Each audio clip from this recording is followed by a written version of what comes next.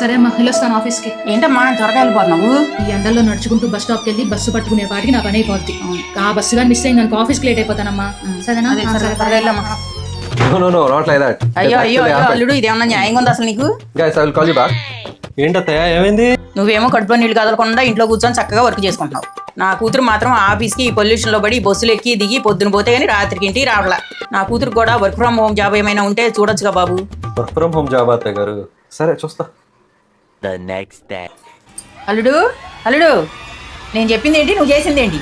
మీరు చెప్పిందే కదా అత్తయ్య చేశాను. మా అమ్మాయికి అంతకు ముందు వచ్చే జీతం కన్నా ఇప్పుడు చాలా ఎక్కువ వస్తుంది.